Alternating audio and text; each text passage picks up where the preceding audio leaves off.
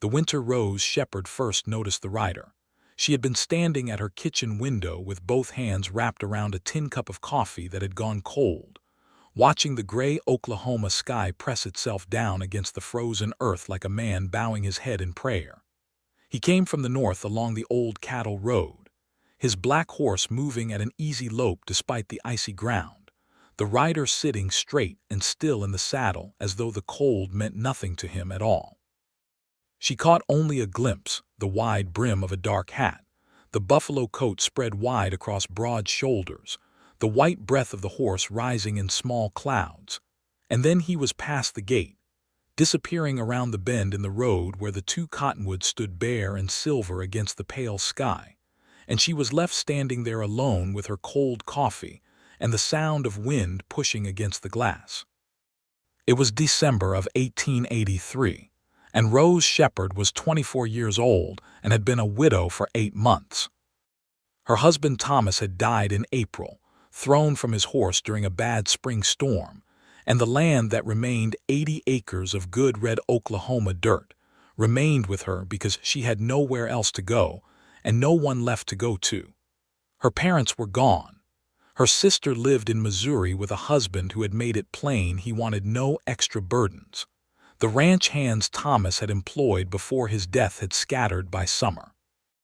What stayed was the land, a small herd of cattle that she managed with the help of an older man named Otis Greer, who lived 2 miles down the road and came by when she needed him, the farmhouse, and the hollow particular silence of a life that had not exactly been filled with love but had at least been filled with company. She did not think much about the rider after that first day. There was too much work. The cattle needed water when the troughs froze, the roof leaked above the back bedroom, and she had taught herself to use a rifle well enough to keep the coyotes away from the henhouse. She was a practical woman, Rose Shepard. She had always been practical, even as a girl, and she held herself together through that first winter on the plains not because she was unfeeling, but because she understood that the land would not wait for her grief to run its course. The rider came again in January, same direction, same black horse, same easy lope. She was outside this time, splitting wood near the barn, and she straightened when she heard the hooves on the frozen road. He slowed as he passed the gate. She noticed that, the way the horse dropped from a lope to a walk, and she thought for a moment that he might stop. He did not. He touched the brim of his hat with 2 fingers, a gesture so brief she might have imagined it, and then he was past and gone again into the cold gray afternoon. She stood with the axe in her hands and felt, for the first time since Thomas had died, something that was not grief or work or exhaustion. She did not know what to call it. It was small and uncertain, and she buried it under an armful of split wood and carried it inside and did not think about it again, not deliberately, not in the way that might have frightened her. He came a 3rd time in February, and this time it was snowing. She saw him from the barn doorway where she had been watching the snow fall and thinking about the cattle in the far pasture. The road was white and the cottonwoods were white and the sky was white, and he came through all that whiteness on his black horse like something out of a painting, the contrast of him so sharp and clear against the land that she caught her breath. He did not slow this time. He rode at the same steady pace, head bent slightly against the falling snow, and he was gone before she could decide whether she wanted to wave or call out or simply stand there watching. She asked Otis Greer about him the next time the old man came by. "Rider on a black horse," she said, keeping her voice neutral. "Comes down the cattle road from the north. Happens about once a month in winter." Otis squinted at her from under the brim of his ancient hat. He was a weathered, careful man who had spent 40 years on the Oklahoma plains and trusted information the way other men trusted gold, slowly and with suspicion. "Could be that Donnelly boy," he said after a moment. "Isaac Donnelly. His family's got land up near Stillwater. He does cattle work up north in the summer, comes back through here in winter." "What kind of man is he?" Otis thought about it with the particular deliberateness of someone who does not speak without cause. "Quiet," he said finally. "Honest. Lost his mother 2 winters back. His father before that. He paused. Does his work keeps to himself? Rose nodded and handed Otis his coffee and changed the subject. But she remembered the name, Isaac Donnelly. She turned it over in her mind the way you turn a smooth stone in your hand, not because you mean to do anything with it, but because it fits there nicely and the weight of it is comforting. That was the first winter. The second winter arrived in November of 1884, with a hard freeze that took out her winter wheat and cracked 2 boards on the south side of the barn. Rose spent most of November and December making repairs and trying to negotiate a fair price for the remaining cattle with a buyer out of Guthrie, who seemed to believe that a woman alone on 80 acres was a woman who could be taken advantage of. She disabused him of this notion through 2 letters and a face-to-face meeting in town during which she sat very still and spoke very quietly and did not move her eyes from his until he agreed to her price. She rode home in the cold afternoon, feeling something like satisfaction. She was 25 now, a little thinner than she had been, with dark circles sometimes under her brown eyes and hands roughened by work, but she had grown into her life on the plains the way a tree grows into rocky soil, not easily, but with a rootedness that was real. She had read every book she owned 3 times. She had learned to cook through the winter on what the cellar provided. She had slowly stopped expecting Thomas to walk through the door in the evenings, and the absence of that particular expectation had freed her in ways she had not anticipated, though it had also left her very quiet and very solitary. Isaac Donnelly came in December of 1884 on a Tuesday afternoon when Rose was on the porch mending harness leather.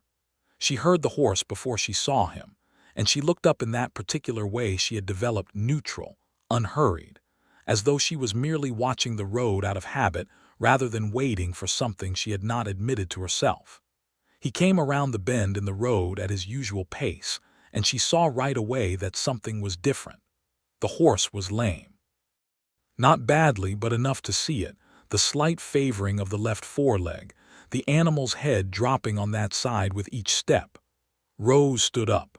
She set the harness down on the porch rail and walked to the gate. She did not call out until he was close enough to hear her without her having to shout. "Your horse is favoring the left front," she said. He reined in. Up close for the first time, she saw that he was perhaps 26 or 27, with a lean face weathered to the color of saddle leather and dark eyes under the brim of the black hat. There was nothing remarkable about him except the way he looked at her directly and without pretense, as though he had been brought up to believe that looking away was a form of dishonesty. "I know it," he said. "Been picking up his feet checking for ice. Nothing I can see." "Bring him in," Rose said, and stepped back to open the gate. He looked at her for a moment as though deciding whether to accept or decline with the particular male stubbornness that she had learned to recognize and wait out.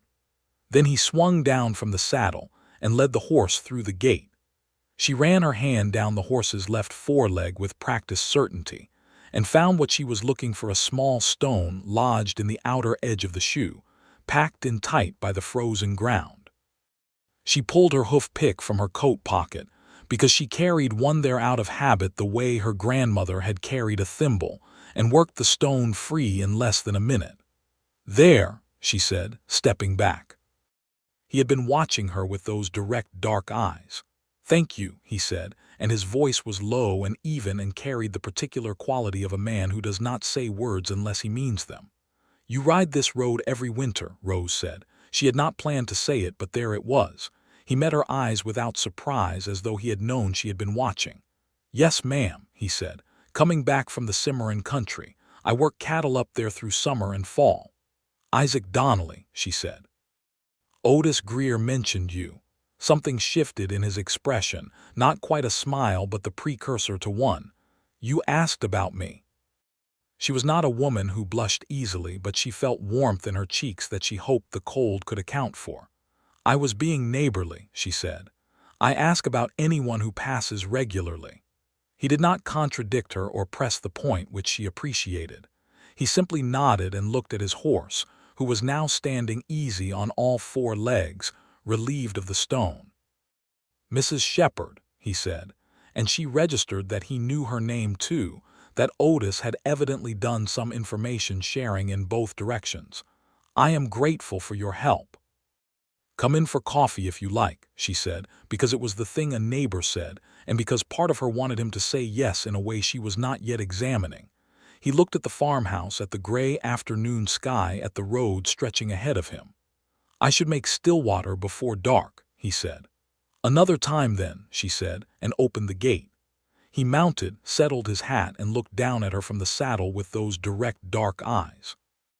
Another time, he said, and she could not tell if it was a promise or merely a courtesy. Then he rode on, the horse moving clean and easy now, and she stood at the gate watching until he was out of sight. She did not see him again that winter, but she thought about him, not in a way that alarmed her or made her feel guilty, but in the quiet way that certain thoughts occupy a back room of the mind, present and patient, not demanding anything. She thought about his eyes and the directness of his gaze and the way he had said another time. She thought about what it meant that he had known her name. She thought, late at night when the wind was loud against the house and the fire was low, about what it might be like to have someone to talk to in the evenings, not out of duty or arrangement, but out of genuine desire for the other person's company. These were quiet thoughts. She kept them quietly. The third winter, 1885, was the hardest winter Rose Shepard had known on the Oklahoma plains. It began early, in October, with an ice storm that coated everything in a quarter-inch of glass and brought 3 of her cattle down with a sickness she could not immediately identify.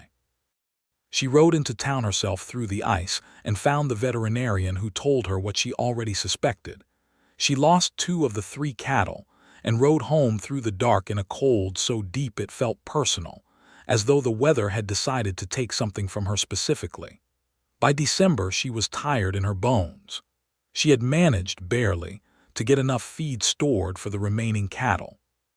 The farmhouse was warm enough with good wood, but she had developed a cough that she told herself was nothing, and that kept her up some nights. Otis checked on her more frequently than usual, which told her that she was not hiding the strain as well as she believed, and she accepted his help with the particular ungracious gratitude of someone who is too proud to ask and too desperate to refuse. Isaac Donnelly came in December, as he always did, and this year he stopped. She was not outside when he passed. She was inside, at the kitchen table, going over her accounts for the second time, because the first reading had produced numbers she did not want to believe. She heard the horse, heard it slow, heard it stop. She looked up, and through the window she saw the black horse standing at the gate and the rider sitting very still, looking at the house. Then he dismounted. He looped the reins over the gate post, and he walked up the path to the porch, and he knocked. Rose sat at the table for a moment with her pen still in her hand, gathering herself, which was a thing she had to do before facing anyone when she was tired or distressed. Then she set the pen down, smoothed her hair back from her face, and went to the door. He stood on the porch with his hat in his hands, which she had not expected.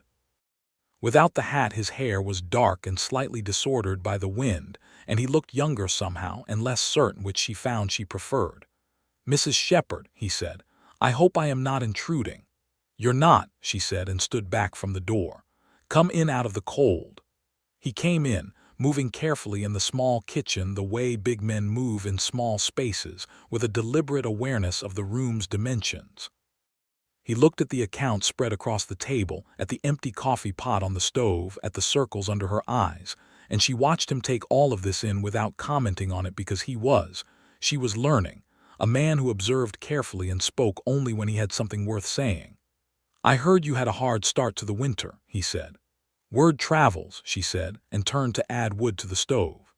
"It does in small country." He sat in the chair she gestured toward, setting his hat on his knee. "I was sorry to hear about the cattle. I managed," she said. "I know you managed," he said, and his voice was so matter-of-fact about it, so clearly not patronizing or pitying, that she turned from the stove to look at him. "Coffee," she said. "If it's not trouble." She made the coffee with her back to him, and the silence in the kitchen was the kind of silence that exists between two people who are comfortable enough with each other not to fill it unnecessarily, which surprised her because she had only spoken to this man once in her life, and for fewer than 5 minutes. But the silence felt right. It felt like weather that suited her. When she sat down across from him with 2 cups of coffee between them, she found that she had lost her tiredness, or rather that it had moved to the background the way rain noise does when you stop paying attention to it. They talked for an hour. He told her about the cattle work up in the Cimarron country, the long summer days, and the particular beauty of that high grassland at dawn, the men he worked with, the systems of work that kept a large herd organized and moving. He told it plainly, without exaggeration or drama, the way someone tells a story they know well enough not to need to embellish. She told him about the wheat and the ice storm and the sick cattle, and she told it the same way plainly, not asking for sympathy, just accounting for what had happened. He listened to her with the same quality of attention that he gave to everything, that direct, unhurried attention that made her feel as though what she was saying was worth hearing. She noticed that he laughed twice, both times at something she had said, and that his laugh was quiet and genuine, not performed for her benefit but genuine amusement. She noticed that he held his coffee cup with both hands, the same way she did when she was thinking. She noticed that the tiredness in her was gone. When he stood to leave, she walked him to the door and stood on the porch while he retrieved his horse, and she felt the cold air and did not mind it. "You always ride this road alone?" she asked. He buckled the saddlebag he had been checking and looked back at her. "Yes," he said. Most years, she repeated. "And the other years?" He looked at her for a moment with an expression she could not fully read. "I had a partner who rode north with me for a couple of seasons," he said. "He left to go home to his family in Texas." She nodded. "Mrs. Shepard," he said, swinging up into the saddle with the easy economy of a man who has done it 10,000 times. "Next summer, when the cattle season ends, I would like to call on you properly, if that is acceptable to you." She had not expected the directness of it and found that she was grateful for it because she had no patience for circling around things.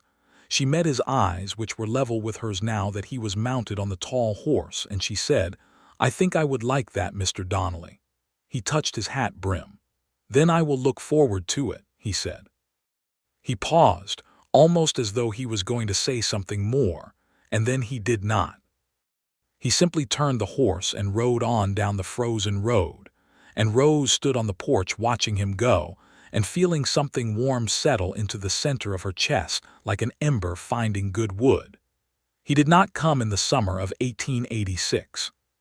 He sent a letter instead in July, written in a clear, straight hand that told her he had been kept on through the summer to manage a section of range that was badly organized after its foreman had quit suddenly, and that he was sorry for the delay but that he hoped she would not close the door to him.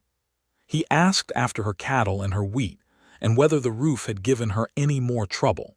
She wrote back. She told him about the cattle, which were doing well that spring, and the wheat, which had come in better than the previous year, and the roof, which had finally been properly repaired by a carpenter from town. She told him about a book she had been reading, a history of the early cattle drives, and asked whether the descriptions of the trail work matched his own experience. She did not say that she had read his letter 3 times, or that she kept it in the drawer of her writing desk under a flat river stone that she had carried from her parents' farm in Missouri, and which was the oldest thing she owned. He wrote back in August, a longer letter, and told her that the book was mostly accurate but that it romanticized the hardship in a way that amused him.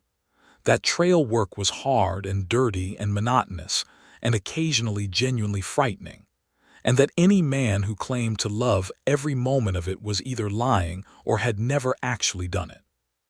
He said the country up on the Cimarron was one of the most beautiful places he had ever seen at sunrise, and that he thought about it during winter, the way you think about warmth when you are cold.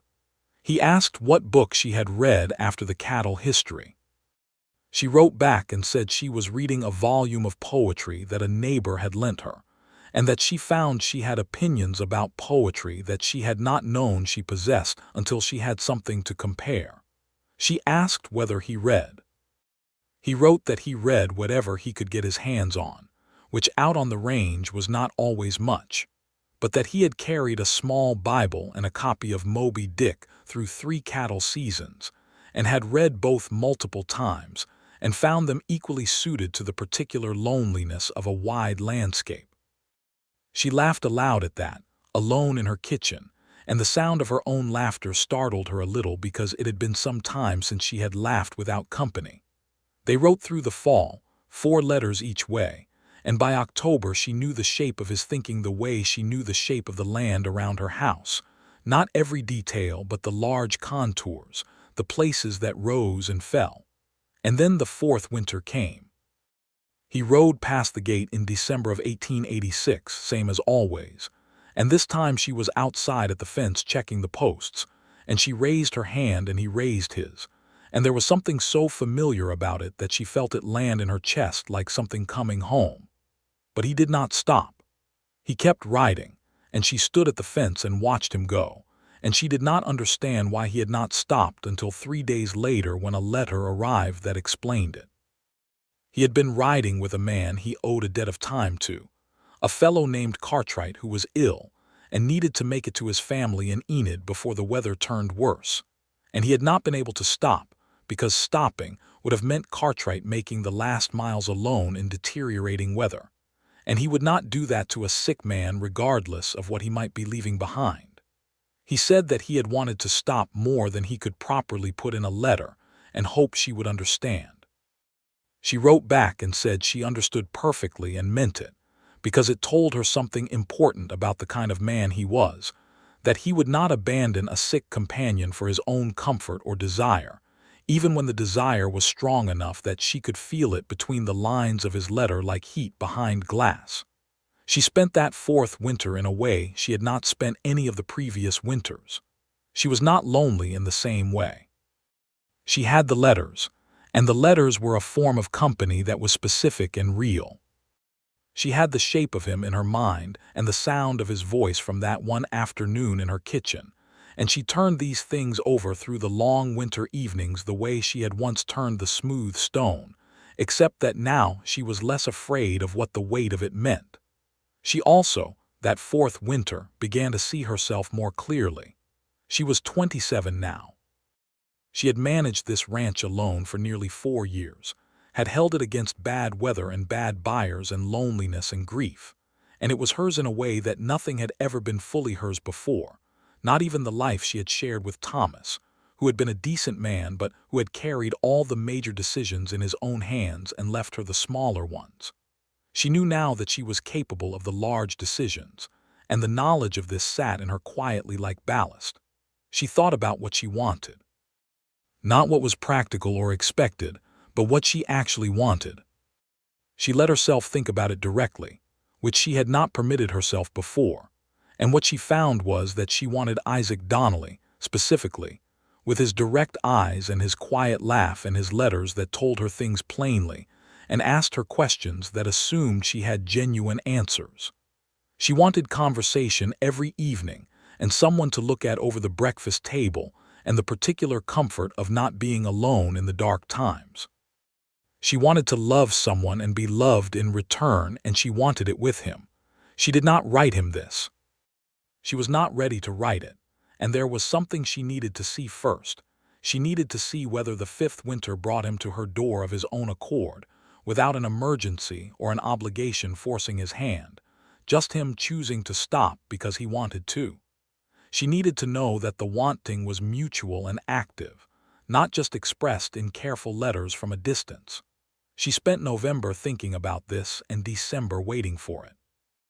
And on the night of December the 14th, 1887, a Wednesday, with the temperature outside dropping to the lowest it had been in weeks, and the stars very bright and cold above the Oklahoma plain, Rose Shepard stood in her kitchen and looked at the oil lamp on the table and then carried it to the front window and set it there. She had never done this before. In all 4 previous winters, the house had been dark from the outside when he rode past, because she used her lamp at the table where she worked, and the window faced west while the lamp sat east-facing on the table.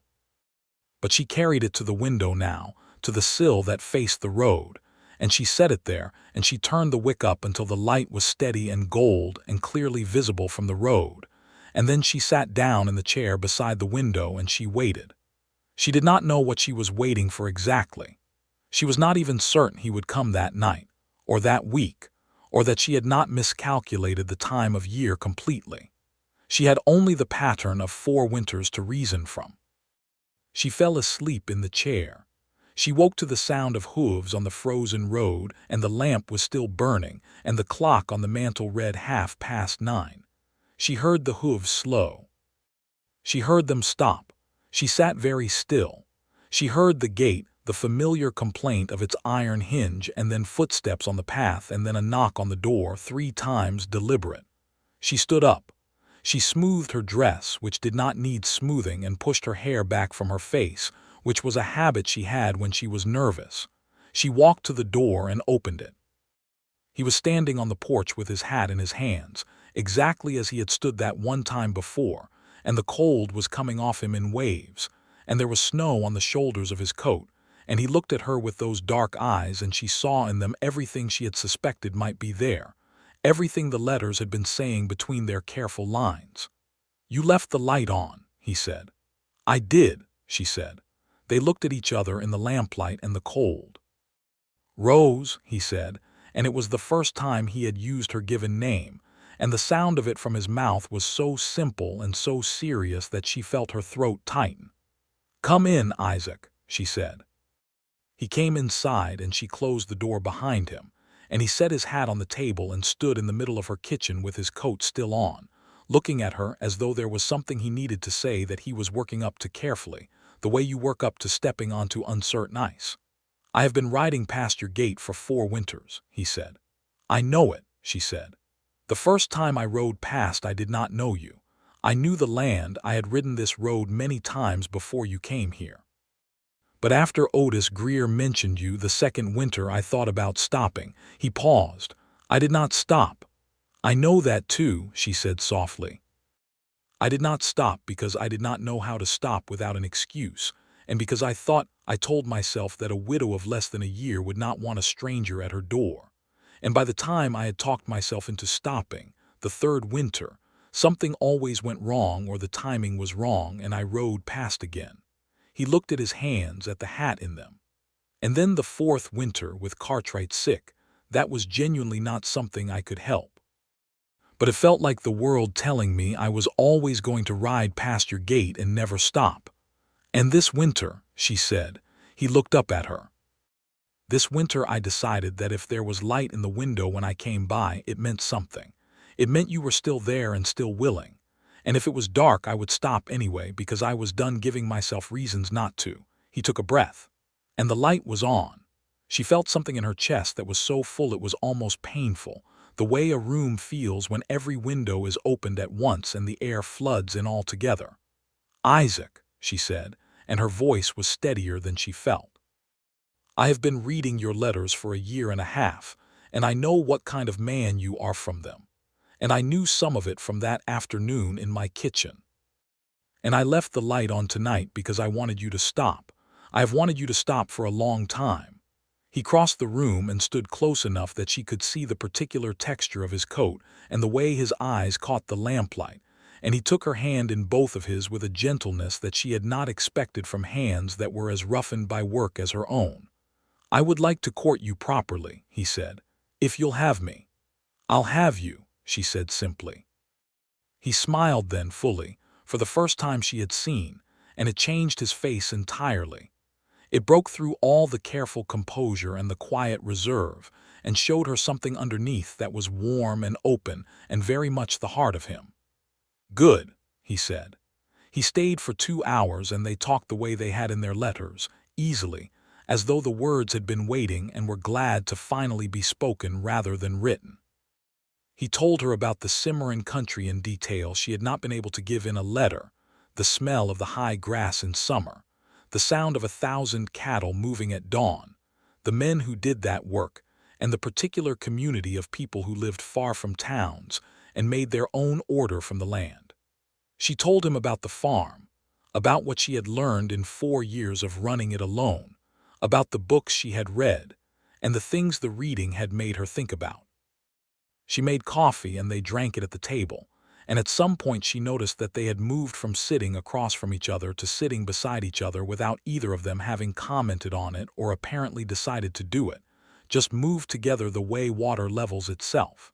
When he stood to go, she walked him to the door, and at the door he paused and looked down at her with a seriousness that matched the weight of the evening. "I'll come back Sunday," he said, "if that suits you." "Sunday suits me," she said. He settled his hat on his head, and then, with a deliberateness that told her he had thought about it and decided to be brave, he leaned down and pressed a brief, gentle kiss to her cheek. It was so light she might have missed it if she had been less aware of him. She did not miss it. "Good night, Rose," he said. "Good night, Isaac," she said. She stood in the doorway and watched him ride out through the gate, and the cold night air was on her face, and the stars were very bright, and she was not lonely at all. He came Sunday. He came the Sunday after that and the one after that. Through December and January and February of that 5th winter, Isaac Donnelly rode to Rose Shepard's farm every week, and each time he came the visits grew a little longer and a little easier, the way ice thaws gradually, and then all at once. He helped her with the heavy work without being asked, and without making her feel that she needed the help, which was the thing she had always found most difficult about accepting help, that it so often came wrapped in the implication that she was insufficient. He simply saw what needed doing and did it alongside her, and she found she liked working beside him. He was methodical and efficient, and did not talk while he worked unless she initiated it, which suited her, and they could be quiet together in a way that was companionable rather than empty. She learned the details of him.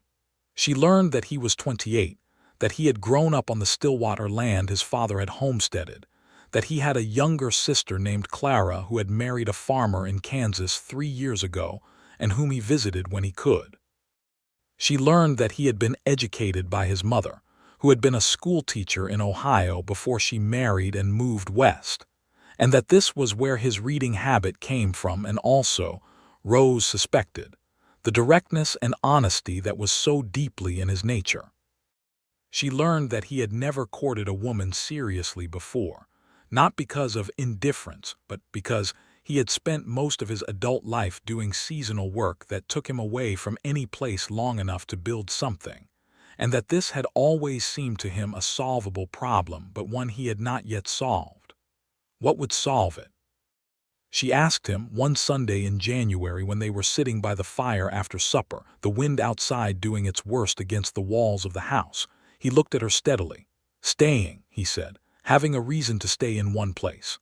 "The Stillwater land," she said, "your family's place. 40 acres, good land. I have been running it with a hired man, but I have not lived there full time since my mother died." He was quiet for a moment. "It has not felt like something worth going home to." She understood what he meant and what he was saying under it. She did not push. She let the fire speak for a moment, the way comfortable people let silence speak. "Isaac," she said, "I'm not going to leave this land." "I know it," he said. "It's mine," she said. 4 years of mine are in it." "I know that too," he said, and there was nothing in his voice but respect for it. "But 80 acres could use another pair of hands," she said, "if those hands were interested." He looked at her with those eyes that were always honest. "They are very interested," he said. She felt warmth climb up the back of her neck and spread across her face, and she did not try to hide it. "Then we'll see where the spring takes us," she said. He smiled. "We will," he said, and reached across the distance between their chairs and took her hand, and held it there by the fire without further comment, and she thought it was the most romantic thing that had been said to her in her entire life, which told her something about the difference between practical arrangements and actual love. Spring came like a grace after that hard winter, slow and green, and carrying the smell of wet earth that was the most hopeful smell in the world. The cattle came through in decent shape. The wheat went in early. Otis Greer came by in April, took one look at the improved state of the fence posts and the reorganized barn, and gave Rose a look that was equal parts amusement and satisfaction, and said nothing at all, which was Otis's version of approval. Isaac began coming more than once a week. Sometimes he stayed to work. Sometimes he stayed to talk. Sometimes they rode out together to check the far pasture on a clear morning when the grass was just beginning to come in green, and the sky was the particular deep blue that Oklahoma produced in spring, as though to compensate for the relentless gray of winter. Rose learned to read his moods, which were not many but were distinct: the quiet satisfaction when work went well, the slight closing of his expression when something troubled him, the warmth that came into his face when he was with her that she had learned to recognize as distinct from his general character, particular to her, which she found she loved unreasonably. She also found in the spring that she was in love with him. She knew it the morning he arrived at the farm to find that one of her cattle had gotten through a broken section of fence and was standing in the wheat field doing damage, and instead of looking at her with any suggestion of incompetence or blame, he simply said, "I'll get the horse and you get the grain pail and we'll have her out in 10 minutes. And they did have her out in 10 minutes, and then they fixed the fence together in the cold April morning. And he handed her things without looking away from the fence because he knew from watching where she kept everything, and she thought, with sudden clarity, that she loved this man. She did not say it immediately. She held it for a while, examining it, making sure it was real and not just gratitude or loneliness wearing the costume of love. But it held up under examination. It was real. He said it first in the end, which surprised her because she had thought she might be braver. It was May, a warm evening, and they were sitting on the porch after supper watching the sun go down over the western edge of the land, the sky doing its most elaborate colors, orange and pink, and a particular amber that seemed to belong specifically to Oklahoma. She had her hands around a cup of tea and he had his arms on the porch rail, leaning forward, watching the sky. "Rose," he said. She said. He turned to look at her and the evening light was on his face and in his eyes, and he said, "I love you," as simply as he said everything without preamble or decoration, just the straight truth of it. She set her tea down carefully on the porch rail. She turned to face him fully. She looked at him in the evening light and felt the whole past 5 years, the loss, the solitude, the work, the letters, the light in the window compact themselves into this single moment that was their resolution. "I love you too," she said. "I have for a while." He made a small sound that was partly exasperation and partly laughter. "How long a while?" "January," she said. "The fence post morning." He shook his head, smiling. "You could have said something." "So could you," she pointed out. "Fair," he said. He reached over and took her hand from the porch rail and held it in his, and they sat together watching the sun complete its descent below the horizon, and the evening came up soft and warm around them, and she felt peaceful in a way she had not felt since before Thomas died, since before the solitude, perhaps since childhood, that early uncomplicated peace of being exactly where you are supposed to be. He asked her to marry him in June. He did it properly, which meant he came to the farm on a Sunday morning with his good coat on, and his hat in his hands, and a seriousness in his expression that told her before he opened his mouth what he was going to say. He had spoken to Otis Greer first, because Otis was the closest thing to family she had in the territory, and Isaac had known it, and had gone to the old man as a matter of respect. Otis, apparently, had told him not to waste any more time, which was such a perfectly Otis response that Rose laughed when Isaac told her. "Well," she said. They were standing in the kitchen, which seemed to be where the most important things between them happened, and the morning light was coming through the window and the coffee was on the stove. "Is there a question?" He looked at her steadily, that direct gaze that had unnerved her that first afternoon and that she now knew was the most genuine part of him. "Rose Shepard," he said, "will you marry me?" She did not make him wait. "Yes," she said, "I will marry you, Isaac Donnelly." He exhaled, and she saw relief in it, which delighted her, that for all his composure he had not been certain, that the question had cost him something to ask, that he was not as unaffected as he appeared. "Come here," she said, and he came to her, and she put her arms around him, and he put his arms around her, and they stood in the kitchen holding on to each other with the warmth between them and the smell of coffee filling the room, and she thought it was a fine and sufficient thing, this moment, this ordinary morning that was extraordinary. They married in August of 1887, in the church in town, with Otis Greer as witness on Rose's side, and a man named Sam Aldridge, Isaac's oldest friend from his cattle-working years, as witness on his. Clara, Isaac's sister, came from Kansas with her husband and their small son, and sat in the pew with tears on her face from the moment the service began, which endeared her to Rose immediately. The minister was a stout, kind man who had known hard times himself and spoke about marriage in a way that acknowledged difficulty alongside joy, which Rose found more honest than the purely celebratory wedding sermon she had heard in her life. She wore the best dress she owned, a dark blue wool that she had bought in town the previous winter and not had occasion to wear. Isaac wore his good coat and a clean shirt and his hat, because he was a man of the plains and could not entirely be otherwise even on his own wedding day, and she loved him for it. She loved the hat, she decided. It was such a part of him that removing it entirely would have been like removing part of his character. He said his vows directly and clearly and looked at her the whole time. She said hers the same way.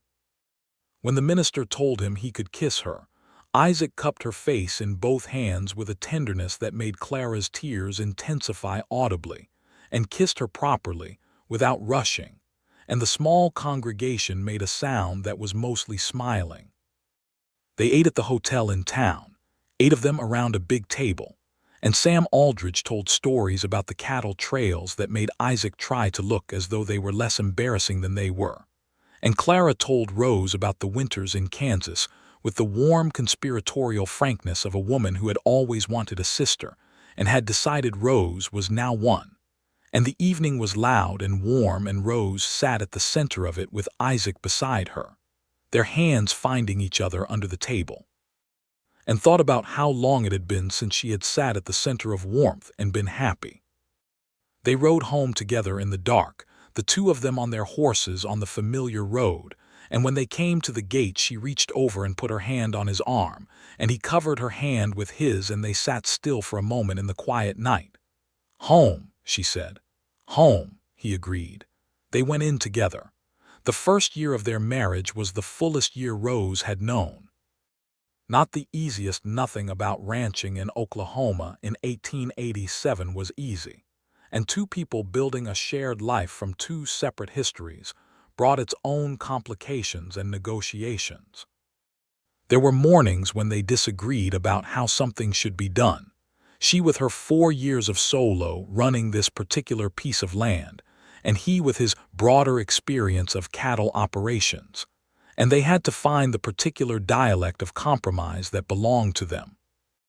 There were evenings when the exhaustion of hard physical work left both of them quiet and a little short, and they had to learn to read the difference between the silence that was peaceful and the silence that was strained and respond accordingly.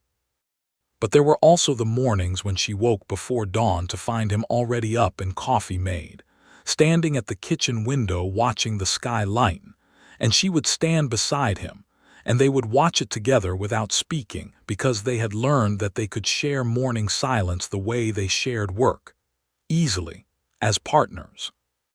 There were the long evenings reading by the fire, she with her novel and he with whatever he had borrowed from the town lending library, occasionally reading passages to each other, debating them with the pleasurable contentiousness of 2 people who both have opinions and are not afraid to use them.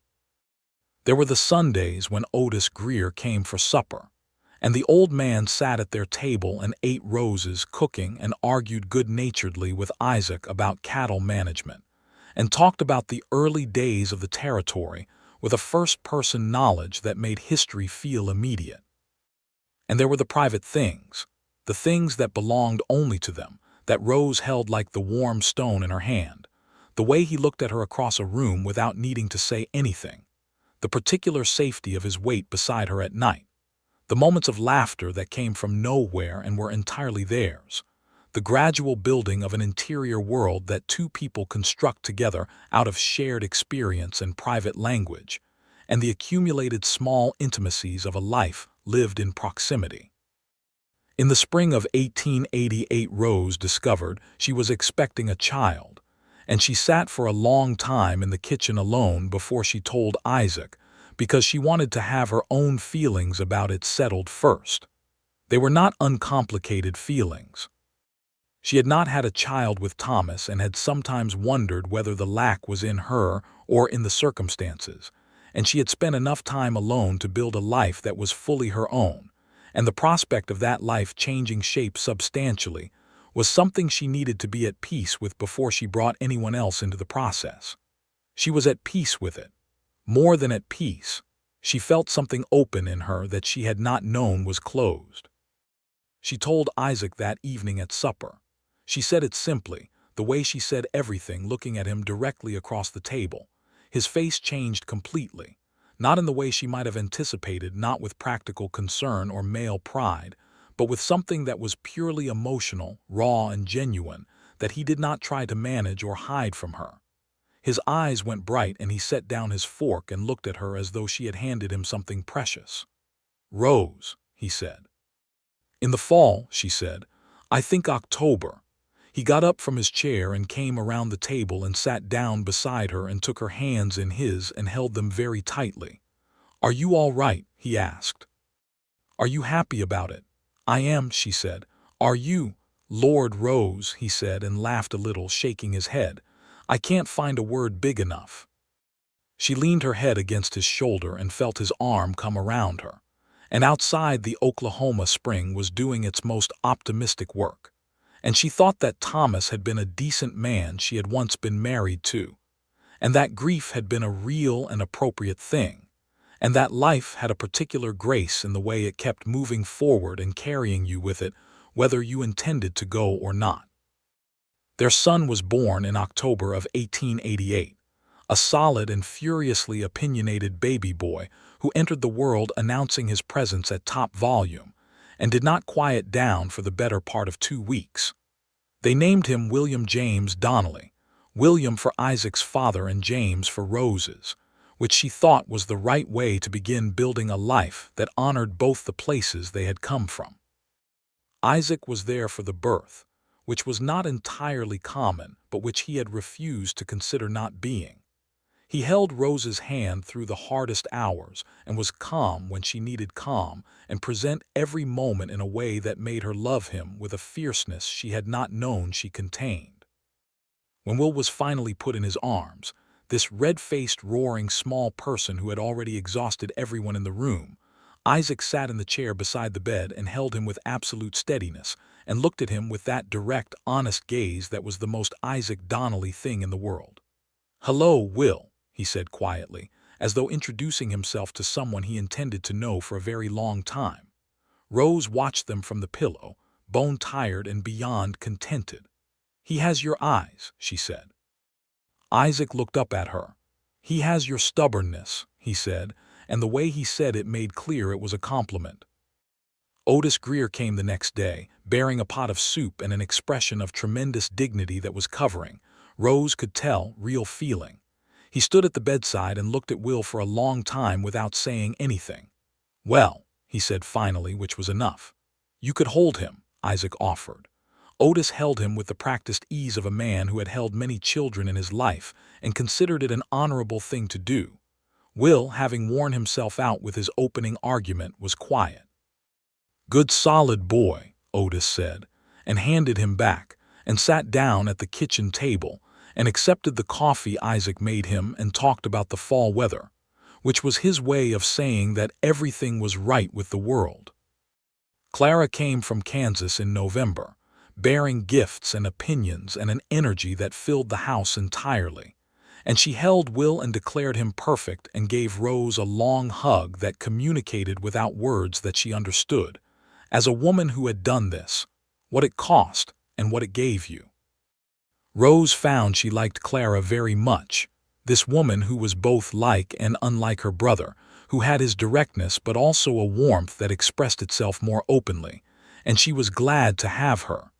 The winter of 1888 was mild, which felt like a gift. Will grew at the alarming rate of healthy babies, from the red-faced furious stranger into a round-cheeked, dark-eyed small person, with distinct opinions about which way he wanted to be held, and a particular fascination with the pattern of light through the kitchen window that occupied him for long stretches, which gave Rose time to read and Isaac time to work on the barn repairs he had been planning since fall. They had settled, in the second year of their marriage, into a partnership that Rose thought was one of the finer things she had known. The ranch was more productive with two sets of capable hands running it than it had been with one, not just because there was more labor but because there were two minds on the problems, and their minds worked differently enough to complement each other. Isaac had a systematic precision in his approach to cattle management that had improved the herd condition measurably. Rose had a financial sharpness that had negotiated better prices with buyers and suppliers than Isaac would have managed on his own, which he acknowledged without any of the male pride that might have made it an uncomfortable acknowledgement. They were honest with each other about what they were each good at, and they used it. In the evenings they talked about the territory, about the changes that were coming to Oklahoma, and there were plenty. The railroad had changed the cattle trade. The homesteaders kept coming, filling the land around them with new farms, new families, and with them new arguments about land use and water rights that were becoming part of the fabric of life. The question of the native territories was something that Rose felt the weight of, had felt it since she came to Oklahoma. The knowledge that this land had a prior history of habitation and displacement that the language of homesteading conveniently erased. She said so to Isaac one evening, and he listened carefully and said that he had grown up near enough to the Cherokee and Creek territories to know something of it, and that it was a wrong that was still being done, and that rightness demanded at least the acknowledgement of it even when the larger wrong was not within one person's power to correct. It was one of the reasons she loved him, this willingness to look at difficult things directly and not flinch away from what they were. The spring of 1890 brought a good year. The wheat was the best she had grown on that land, and the cattle herd, with Isaac's management, had grown to a size that made the operation genuinely sustainable in a way Rose had always worked toward but not always achieved. She was 29 years old and felt more capable than she had at any point in her life, the competence that comes not from youth's confidence, but from the earned certainty of someone who has done the actual work. Will was 18 months old and had become ambulatory, which was a development both delightful and exhausting. He moved through the farmhouse with a determined instability, falling frequently and minding rarely, and Isaac followed him with the patient attention of a man who had decided that watching a child learn to walk was one of the more interesting things he had ever done. Rose loved watching Isaac with Will. There was something about the way a man who was generally reserved became open and tender with a child, that particular private warmth that he turned on no one else quite that way, that made her feel she was seeing into the center of him.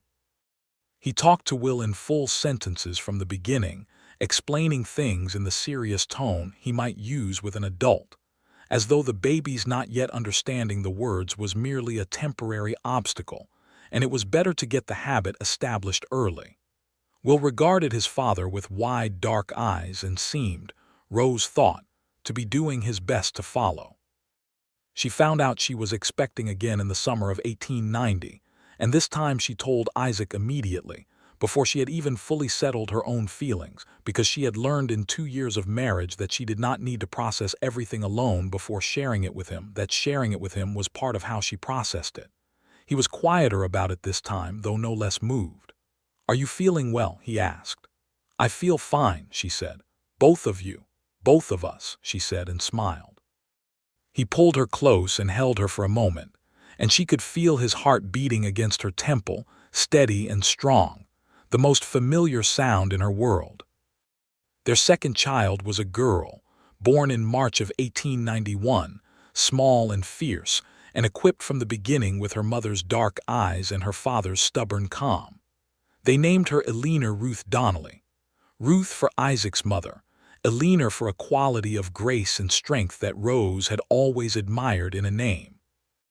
Will, who had recently turned 2 and was conducting a vigorous campaign for sovereignty over the entire household, inspected the newcomer with great suspicion, and then, apparently deciding she was acceptable, settled into the role of older brother with more enthusiasm than anyone had anticipated. Otis Greer, at Eleanor's first presentation to the outside world, sat at the kitchen table and held her with exactly the same dignity he had shown with Will, and said exactly the same thing. "Good solid girl," he said, and handed her back, and Rose decided that this was Otis's highest compliment and was accordingly pleased. That spring, Clara wrote from Kansas with news that she would be moving closer. Her husband had taken a position managing a ranch operation near Enid, which was a half-day's ride from Rose and Isaac's farm, and she was delighted about it, and Rose found she was also genuinely delighted, because Clara had become a real friend over the years of letters and visits, and the prospect of having family near enough for regular contact was one of the pleasures Rose had not expected from marriage.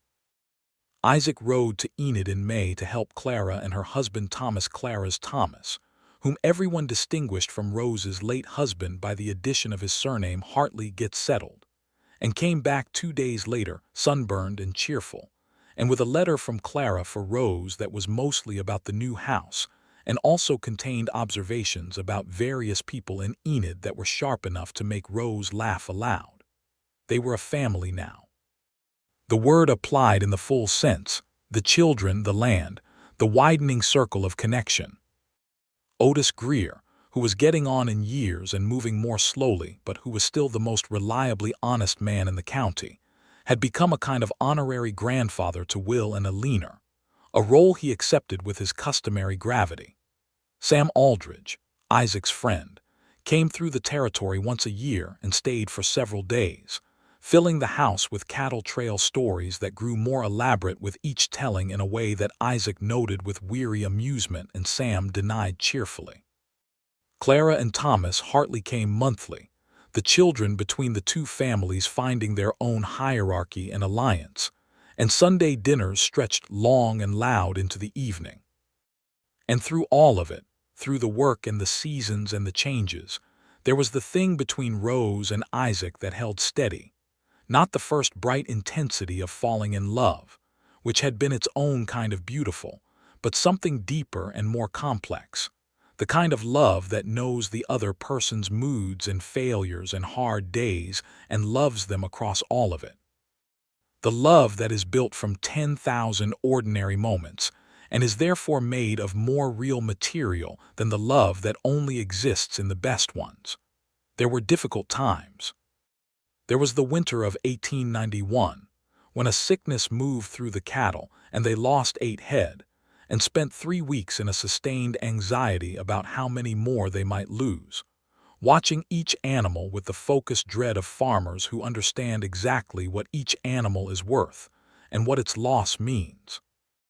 Isaac managed the sick animals with a relentlessness that left him thin-faced and quiet for weeks, and Rose brought him food at the barn, and made certain he slept, and was honest with him about the finances in a way that acknowledged the difficulty without catastrophizing it. They came through it, not without damage but through it. There was the spring of 1892, when the man who owned the land to their north, a man named Haggerty who had always been difficult about water access, fenced off a section of creek that Rose's cattle had used as winter water access for 6 years. And the argument that followed was the kind of argument that could go mean quickly in the territory. Isaac handled it with a legalistic patience that surprised her. He wrote letters. He consulted the county records. He found a surveyor who came out and confirmed the boundary, and he presented Haggerty with documentation that made the man's fence illegal under the land grants, and the fence came down without violence, which in Oklahoma in 1892 was not a guaranteed outcome of that kind of dispute. Rose asked him afterward how he had known to do it that way. "My mother," he said. "She taught me that the law was a form of argument that was harder to counter than a gun, if you knew how to use it." "She sounds like she was remarkable," Rose said. "She was," he said simply, and looked out at the land the way he sometimes did when he was thinking about someone he missed. Rose took his hand and held it, and he looked back at her. "Tell me about her," she said. He smiled slightly. "She used to read to us every night," he said, "even after Clara and I were too old for it, really. She said the reading aloud kept the words alive." He paused. "She would have liked you very much." "I think I would have liked her," Rose said. He lifted her hand and pressed his mouth to the back of it, a gesture that was not entirely his usual mode, but that he produced occasionally with a sincerity that made it more eloquent than any amount of habitual demonstrativeness. "You are alike in ways," he said. "The steadiness, the not saying more than you mean." She thought about that for a while. "I will take it," she said. The summer of 1893 was long and dry, the drought that hit the plain states that year biting hard into the wheat, and making the cattle management a daily exercise in anxious calculation of water and feed. It was a hard summer for many families in the territory, and Rose and Isaac helped where they could, sharing feed with a neighbor whose stores ran out, helping another family whose barn roof gave way to repair it before the autumn rains came. The community that had always existed on the plains, the mutual aid of people who understood that in hard country you did not survive on independence alone, showed itself in that summer in ways that reinforced Rose's belief that the West was not the lawless individualism of the penny novels, but something more complicated and more decent. They made it through that summer, harder than some years, easier than others. By fall they had salvaged enough to be stable, if not comfortable, and the rains came in September and October, and the land turned green again with that particular grateful greening of a land that has been dry. Will turned 5 in October of 1893 and had strong opinions about everything, which was proving to be a consistent quality rather than a passing phase, and Alina at 2 was developing opinions to match, and their negotiations over toys and territory and the allocation of parental attention were conducted with a drama and sincerity that Isaac found instructive and Rose found exhausting in the best possible way. Isaac had begun teaching Will to ride that spring, leading him around the yard on the old mare that had been the most patient animal on the property, and the boy sat in the saddle with the particular combination of intense concentration and complete joy that was his face at its most transparent. Rose watched them from the porch, father and son in the morning light, and felt the particular fullness of that kind of moment, the accumulation of everything that had led here, the winter rides and the cold kitchen and the light in the window and the letters and the long evenings by the fire, all of it arriving at this ordinary, extraordinary morning. Alina, firmly installed in her mother's arms on the porch, pointed at her father and brother and said something in the language of 2-year-olds that was intelligible mainly to herself, and Rose said, "I know, sweetheart. Pretty good, isn't it?" Alina appeared to agree. In November of 1893, Otis Greer got sick. He had been slowing for a year, and Rose had watched it with the sad attentiveness of someone who knows what slowing means in an old man in hard country, and she had made sure he was not lacking for anything, and had sent Isaac over regularly on the pretense of needing advice. But in November he got genuinely ill, a chest sickness that laid him flat, and Rose went to him every other day and sat with him and brought soup and read to him, which he did not ask for but did not refuse. He died in December quietly on a cold morning when the sky was doing its gray winter press against the land, and Rose sat with his body for a while after alone, before she went to get Isaac. She had known Otis Greer for 10 years, and he had been an anchor in her solitary years, the reliable presence that kept her tethered to community when the loneliness might otherwise have overwhelmed her, and the loss of him was a real loss, not dramatic but deep, the kind of grief that surfaces at unexpected moments for a long time after. They buried him in the church cemetery in town, with a gathering of people that surprised Rose and should not have. Otis had been in this territory for 40 years, and had helped more people than he had ever mentioned to her, which was entirely in character. The minister spoke about the man's long service to his neighbors and his particular and unremarked decency, and Rose held Will's hand on one side and Isaac's on the other, and did not try to prevent the tears which were appropriate. Walking out of the church, Sam Aldridge at her elbow, he had come when he heard, riding fast from 2 counties over, said quietly, "He was a good man." "He was the best kind," Rose said. "The kind that doesn't make a production of it." Sam nodded. "He told me once, couple years back, that watching you and Isaac was one of the finer things he'd seen in his time here. Watching 2 people who ought to be together finally be together." Rose looked at him. "He never said that to me." "No," Sam said. "He wouldn't." He paused. "But I thought you should know it." She thought about it all the way home in the cold December afternoon, with Will asleep against her shoulder in the wagon and Alina tucked against Isaac's side, and the familiar land passing around them. Otis watching over these years and saying nothing and meaning everything. The idea of it was so characteristically him that she almost smiled. She did smile in the end. December 1893 marked 6 years since she had left the light on in the window. 6 years since he had knocked on her door and said those 4 words that had changed the shape of everything. She thought about it on that date, the 14th, deliberately, with the anniversary quality of a person marking something that mattered. Isaac came in from the barn in the late afternoon and found her sitting at the kitchen table with a cup of tea and a thinking expression, and he sat down across from her with the instinct for her moods that 6 years of marriage had built in him. "What are you thinking about?" he said. 6 years ago tonight," she said. He held her gaze. "Ah," he said. "I was thinking about how long it took," she said. 4 winters of you riding past, and then the light. And then me turning around at the gate and walking up the path and knocking like an absolute fool who had waited far too long," he said. "You were not a fool," she said. "You were careful." "I was afraid," he said. "Let's be honest." She looked at him with surprise because he had never said that directly. Afraid of what? He thought about it with the particular care he gave to things that mattered.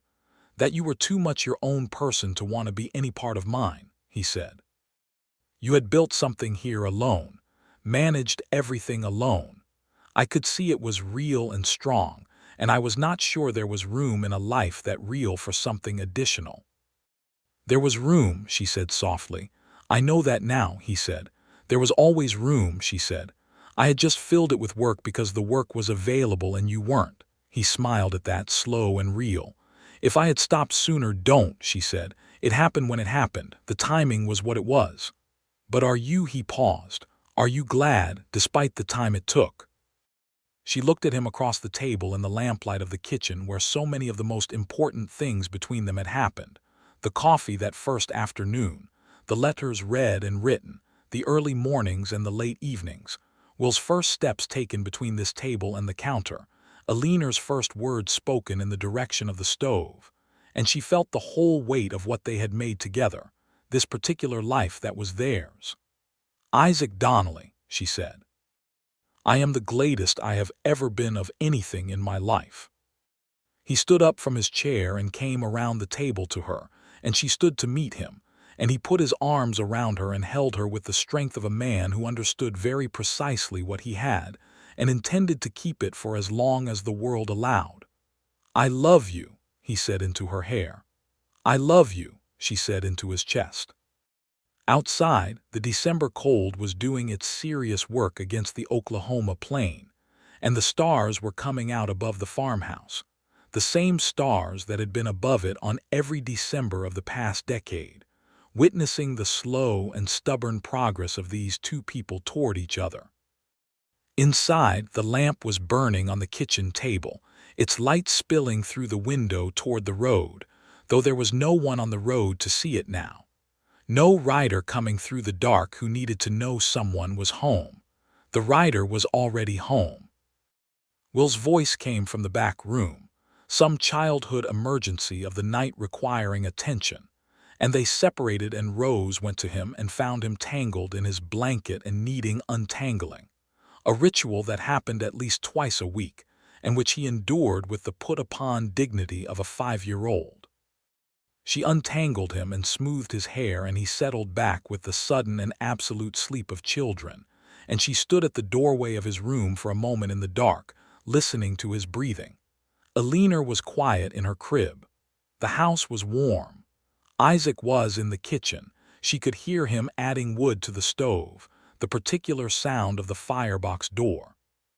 She went back to the kitchen and sat down across from him, and he poured her more tea without being asked because he knew after all these years how she took it and how often she wanted a second cup on cold nights, and she wrapped her hands around the cup and looked at him across the table with the lamp between them, and thought that this was it. This was what people meant when they talked about a life.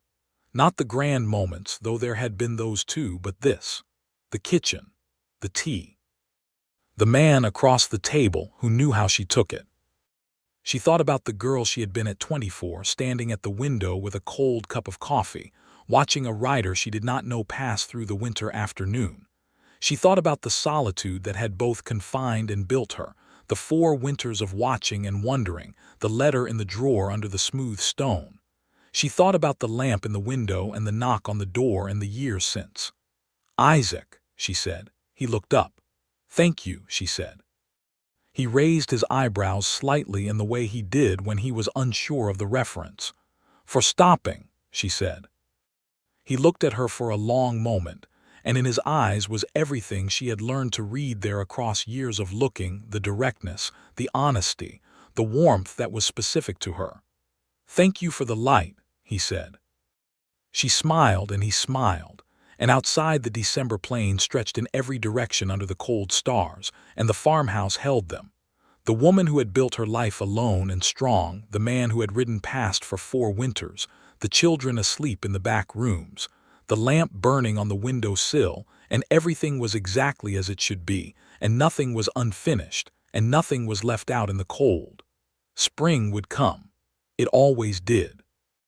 And when it came, there would be the smell of wet earth, and the green coming into the pasture, and Will on the mare in the morning light, and Alina in her mother's arms on the porch pointing at everything with the serious conviction of someone to whom everything in the world is new and worth noting. There would be letters to write and books to read and cattle to manage and fences to mend, and all the work that was also the texture of love when it was rooted in the real.